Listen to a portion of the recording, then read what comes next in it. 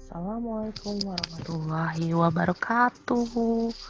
Welcome to G's channel bersama Miss G. Sekarang kita akan belajar materi kelas 9 ya, yaitu tentang listrik statis. Nah, ini adalah materi yang bagian pertama karena ada banyak pembahasannya, jadi Miss bagi-bagi. Oke, kita lihat slide berikutnya. Nah, untuk subtopik dari listrik statis sendiri, ini ada beberapa ya yang akan dijelaskan, yaitu ada elektroskop, kemudian hukum Coulomb, ada beda potensial, dan juga ada penerapan listrik statis. Nah, untuk elektroskopnya sendiri, itu yang akan dibahasnya itu, jadi elektroskop itu berupa alat, kemudian di elektroskop sendiri itu merupakan pendeteksi muatan listrik dan ada bagian-bagiannya yaitu daun elektroskop dan juga konduktor. Nah, untuk hukum Coulombnya itu berarti ini ditemukan oleh Charles Augustin. Kemudian berbicara tentang gaya muatan listrik, dan Fc itu adalah simbol dari gaya Coulomb, dan juga ada medan listrik. Sedangkan beda potensial yang akan dibahas itu berupa loncatan elektron, ada delta V-nya sendiri. Nah, untuk penerapan listrik statis ini dibagi-bagi menjadi sel saraf, ada tulang, jantung, dan hewan. Oke, jadi kotak putih itu merupakan kata kunci yang akan dijelaskan pada subtopik. Nah, apa sih sebenarnya elektroskop itu ya? Kita lihat di sini, ini bentuk animasi dari elektroskop ya. Jadi elektroskop sendiri merupakan alat pendeteksi dari muatan listrik. Ya, kita bisa tahu adanya muatan listrik itu dengan menggunakan elektroskop. Nah, kita lihat ya bagian-bagiannya. Bagian kepala itu disebutnya juga dengan kepala elektroskop atau knob ya, yang bulatan ini. Kemudian yang kedua, dia memiliki batang konduktor. Yang ketiga, yang membuka tutup itu merupakan daun logam sendiri. Nah, untuk daun logamnya bisa berupa emas dan juga ada yang berupa aluminium seperti itu. Nah, untuk cara kerjanya sendiri, elektroskop itu merupakan menggunakan ini ya, proses induksi, di mana sebelum ada benda yang didekatkan, elektroskop itu dalam keadaan netral. Jadi jumlah proton dan elektronnya itu masih sama ya untuk di knopnya dan juga untuk di daun logamnya. Nah, kemudian ketika didekati oleh benda yang misalkan kita ingin cek nih, benda ini bermuatannya apa ya? Ketika dia didekati oleh benda yang bermuatan negatif, nah maka kan terjadi seperti ini. Muatan positif yang ada di knob itu ditarik ke kepala elektroskop. Jadi semua muatan positif yang ada dari daun, kemudian semuanya ditarik menuju ke kepala elektroskop. Kemudian muatan negatifnya itu akan menuju ke daun-daun elektroskop. Daun-daun elektroskop akan saling menjauh karena mempunyai muatan sejenis. Oleh karena itu, ketika daunnya membuka, berarti menyebabkan si benda itu bermuatan negatif. Jadi kita tahu bahwa benda itu akan bermuatan negatif, ya. Oke, sekarang kita cek ke contoh soalnya. Nah, soal ini seringkali muncul ketika di ujian nasional, mungkin waktu dulu itu masih ada ujian nasional ya. Jadi pertanyaannya, gambar manakah yang benar untuk sebuah benda bermuatan listrik negatif didekatkan pada elektroskop? Jadi kita tahu ketika bendanya itu negatif, berarti yang ada di knob itu semuanya berubah menjadi positif. Nah, sementara dari muatan negatifnya akan berkumpul di daun logamnya. Jadi jawabannya yang betul adalah yang B ya. Oke, kita lanjutkan. Nah, yang ke subtopik selanjutnya di sini ada hukum Coulomb, ya. Hukum Coulomb itu ditemukan oleh Charles Augustin Coulomb. Nah, beliau itu menemukan hukum Coulomb dengan melalui, nah ini ada namanya alat, namanya adalah neraca puntir. Nah, jadi beliau itu meneliti bahwa nanti di neraca puntir ini, nah ini yang bergerak itu memiliki perbedaan muatan ya. Jadi nanti di sini ada salah satu ilustrasi untuk menceritakan tentang hukum Coulomb, di mana ada Q1 dan Q2 dengan besar muatan yang berbeda dan gaya yang berbeda. Untuk lebih lengkapnya kita lihat ke slide selanjutnya. Nah, jadi menurut Coulomb sendiri itu ada beberapa penemuan ya, yaitu yang pertama, semakin besar jarak kedua benda bermuatan, semakin kecil gaya listrik antara benda tersebut dan sebaliknya. Jadi ketika jaraknya itu besar, seperti ini ya, jadi tolak menolak, berarti gayanya akan semakin kecil seperti itu. Nah, yang kedua, semakin besar muatan kedua benda, semakin besar gaya listrik antara benda tersebut. Kalau tadi tentang jarak ya, jadi kalau jarak tadi makin besar jaraknya berarti gayanya makin kecil, tapi kalau jaraknya makin kecil berarti gayanya makin besar. Nah, sekarang kalau mau semakin besar muatannya, ketika muatannya itu besar maka gayanya juga akan besar ya. Jadi seperti itu kurang lebih. Oke, kita lanjutkan. Nah, di sini ada rumus dari gaya Coulombnya sendiri ya. Jadi adanya gaya yang timbul dari interaksi benda-benda bermuatan listrik, itu adalah gaya Coulomb. Nah, untuk gaya Coulombnya sendiri ini dilambangkan dengan F sama dengan K dikali Q1 dikali Q2 per R kuadrat. Atau kalian bisa singkat kaki per R kuadrat. Ya, jadi Q-nya itu ada 2.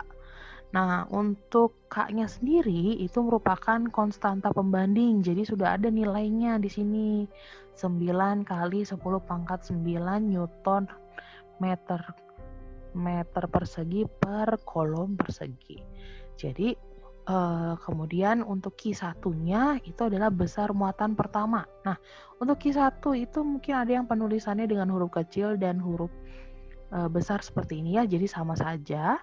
Kemudian yang Q2-nya besar muatan keduanya, nanti dibagi dengan jarak antara kedua benda. Nah, hati-hati untuk jaraknya, biasanya di soal itu diketahuinya cm, jadi kita harus ubah atau konversi ke dalam bentuk meter ya.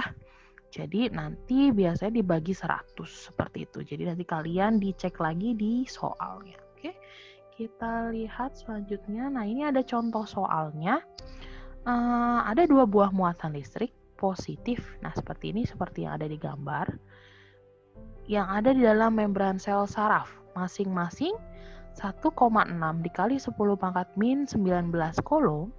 Dan juga 3,2 dikali 10 pangkat min 19 Coulomb. Terletak pada jarak 2 cm. Nah, kita di sini jaraknya tahu 2 cm ya. Hitung berapakah gaya Coulomb yang dialami kedua muatan tersebut. Dengan K-nya tadi sudah diketahui 9 kali 10 pangkat 9 Newton meter persegi per Coulomb persegi. Nah, untuk menyelesaikan soal ini, berarti kamu harus tulis dulu yang diketahuinya. Jadi diketahuinya tadi ada Q1 1,6 dikali 10 pangkat min 19 dan juga Q2 3,2 dikali 10 pangkat min 19 Coulomb ya. Sama R-nya atau jaraknya. Nah, jaraknya di sini 2 cm, kita harus konversikan ke dalam meter. Jadi 2 dibagi 100. Karena kan meter, habis meter turunnya ke desimeter, baru ke sentimeter. Jadi dia naik 2 tangga. Jadi nanti dibagi 100, 0,02 meter. Nah, nanti ketika kalian buat ke 10 pangkat, itu kamu hitung saja. Di belakang koma ini ada berapa angka? Nah, itu akan menjadi pangkatnya. Karena ini 0, berarti pangkatnya negatif ya. Beda halnya dengan ribuan. Ini kalau misalkan 0, jadi di belakang koma ada 2, kita tuliskan dulu angka paling belakangnya 2 ya, berarti 2 dikali 10 pangkat min 2, seperti itu ya.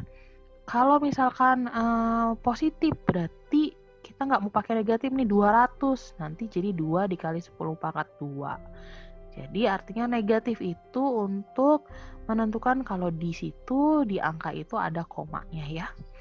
Oke, tadi K-nya sudah, sekarang kita jawab. Berarti tuliskan terlebih dahulu rumusnya, di mana FC sama dengan kaki kuadrat ya, atau kaki kuadrat ini bisa disebutnya per R kuadrat.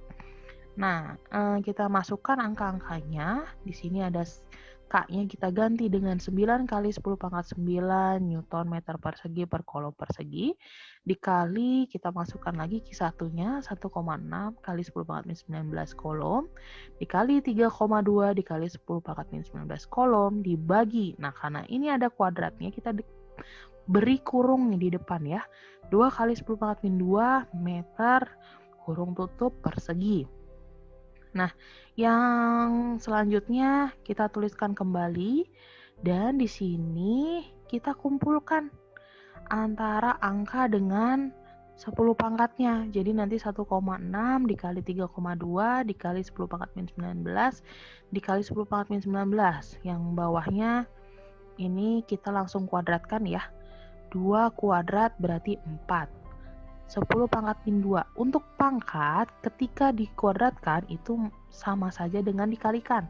Jadi nanti min 2 dikali 2 yaitu 10 pangkat min 4 ya, bukan min 2 pangkat 2. Ini kalau untuk pangkat kalau dikuadratkan dikalikan.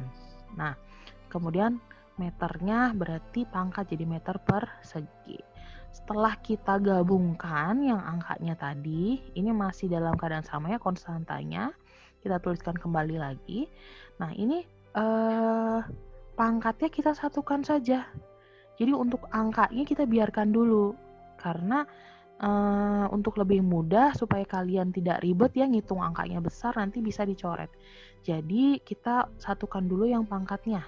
Untuk penyatuan pangkat itu sama saja penjumlahan ya. Jadi min 19 ditambah min 19. Artinya kamu punya utang 19 nih. Kamu utang lagi 19, berarti banyaknya utang kamu jadi berapa? Bertambah kan ya? Jadi utang kamu ada minus 38.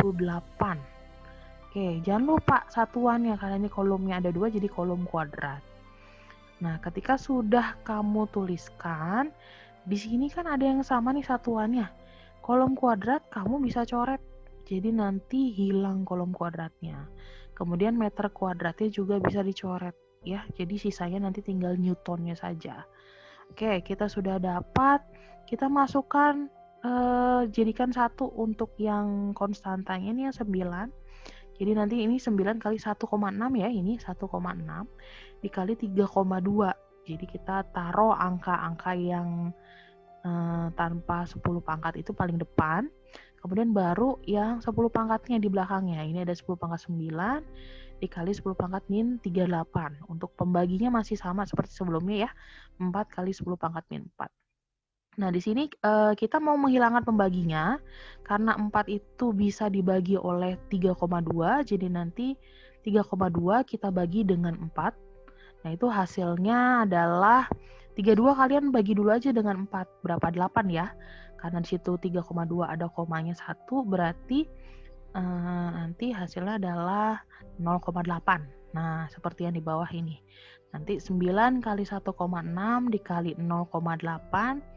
Untuk 10 pangkat di bagian bawah ini ya, di pembagi ini bisa naik ke atas. Tapi dengan catatan berkebalikan dari muatan awalnya. Jadi kayak misalnya awalnya dia negatif, nanti ketika dipindahkan ke atas dia jadi positif ya. Jadi nanti penjumlahannya 9 dikurangi 38 dulu nih. Hasilnya kan min 29. Nah, kemudian ini kan 10 pangkat min 4 pindah ke atas. Jadi 10 pangkat 4 ya. Karena sama-sama 10, kita langsung tuliskan aja plus 4-nya. Oke, nah kita kalikan nih semuanya. 9 kali 1,6 kali 1,8 itu hasilnya 11,52. Nah, ini kamu kurangi aja 10 pangkat min 29 plus 4 itu hasilnya 10 pangkat min 25 Newton. Nah, ketika kamu mau buat jadi 1 koma, berarti tandanya si negatifnya itu akan berkurang ya. Jadi 10 pangkat min 24. Kalau komanya pindahin ke kiri, berarti yang pangkat itu akan jadi angkanya itu akan berkurang angkanya. Ya, tapi kalau kamu pindahkan ke kanan komanya, berarti misalnya 115,2, berarti ini pangkatnya akan bertambah angkanya, jadi 10 pangkat min 26, kurang lebih seperti itu. Nah, itu bisa dirubah-ubah. Oke, untuk bab ini cukup sekian saja. Nanti kalian lihat untuk yang bagian 2-nya. Jangan lupa berlatih dan tetap sehat. Assalamualaikum warahmatullahi wabarakatuh.